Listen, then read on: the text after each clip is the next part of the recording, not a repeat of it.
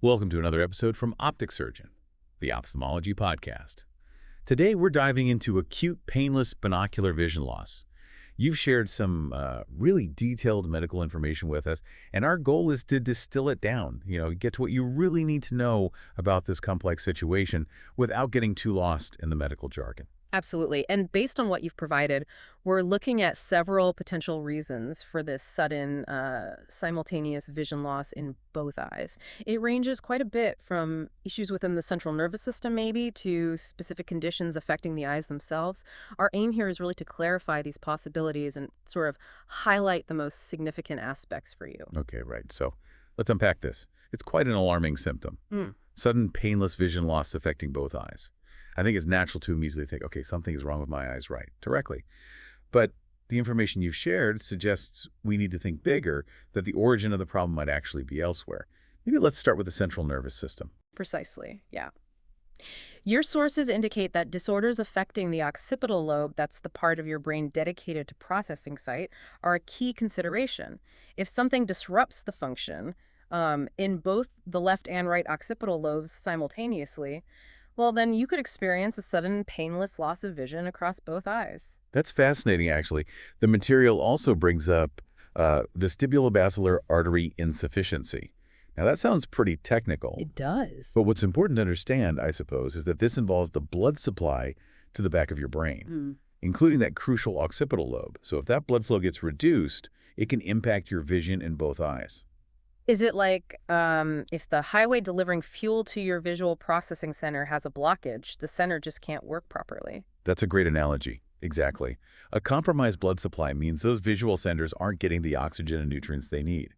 And that could potentially lead to this sudden, painless loss of sight, often across the entire field of vision. Okay, got it. Now, let's maybe shift focus a bit to the optic nerves. These are, the vital pathways carrying visual information from your eyes to your brain.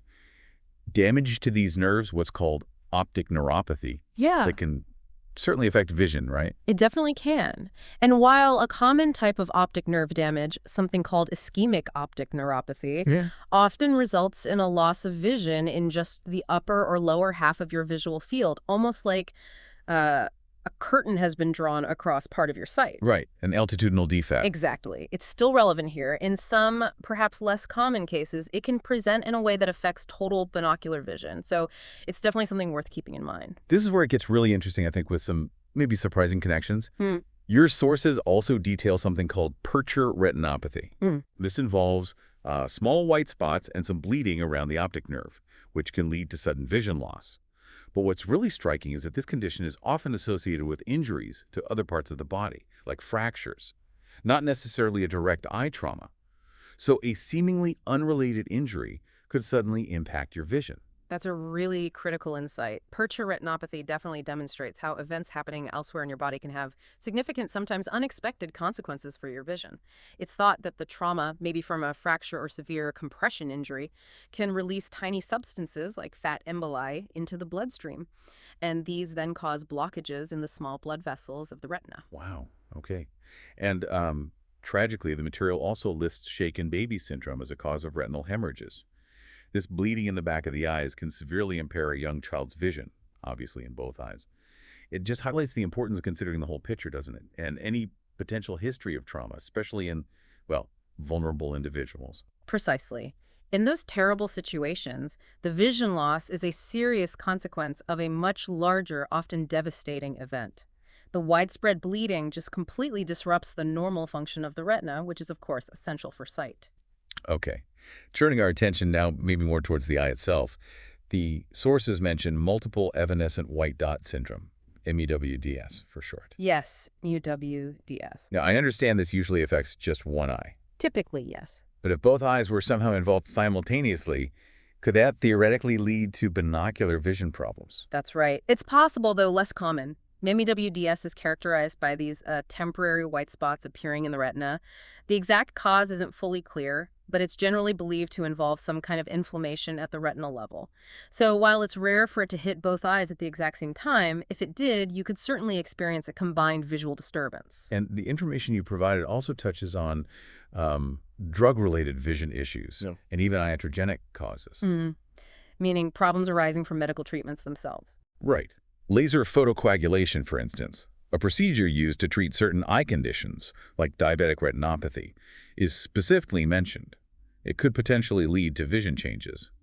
It's a good reminder, I guess, that even well-intentioned medical interventions can sometimes have unintended visual side effects. This is an important point to remember. Medications you might be taking for other health issues, or even procedures designed specifically to help your eyes. They can sometimes have unforeseen effects on your vision. It just underscores how interconnected everything in our body really is. Definitely. And finally, the concept of entoptic phenomena is mentioned. These are visual sensations caused by structures, like within your own eye. Exactly. Things like floaters or seeing the blood vessels in your own retina under certain conditions. Usually you don't notice them, your brain just filters them out. But under certain circumstances, they can become more apparent. And potentially, someone might perceive that as a change in their overall vision, even if the external world hasn't changed. And the sources also briefly mention hallucinations, which, okay, originate in the brain, Right, not the eye. but would obviously be experienced as a binocular visual event, affecting both eyes' perception. Correct. Hallucinations are visual experiences created entirely by the brain, without any actual external visual input triggering them. So, after going through all of that, what does this all really mean for you, the listener? I think the key insight here, the main takeaway, is that sudden, painless vision loss in both eyes isn't always, well, it's not always a direct problem with the eyeballs themselves. Exactly. Your sources clearly demonstrate that a really wide range of potential underlying causes needs to be considered. It's complex. These can involve the eye itself, sure, but also the pathways carrying visual information to the brain, like the optic nerves, or even systemic conditions and neurological events happening elsewhere in the body, like those blood flow issues we discussed. So, this deep dive into acute painless binocular vision loss, based on the information you shared with us, it really reveals a surprisingly interconnected web of potential causes, doesn't it? It really does. From neurological issues and injuries affecting the whole body to specific eye conditions and even the consequences of medical treatments, it's pretty evident that understanding such a symptom requires looking far beyond just the eyes. We really hope this exploration has given you a more structured, maybe a more understandable overview of the key information from your sources. Yeah, hopefully it's clearer now. It certainly highlights the complexity of our visual system, and crucially, the importance of considering a broad range of possibilities when faced with sudden vision changes like this. And this naturally leads us to a final, crucial question for you to think about. Considering this diverse array of potential causes we've just discussed, the brain, the blood vessels, systemic issues, the eyes themselves, what specific aspects of your own health history or your current situation might be important to discuss further with a healthcare professional? Reflecting on this will hopefully help you approach the situation with more clarity and, empower you to seek the most appropriate guidance.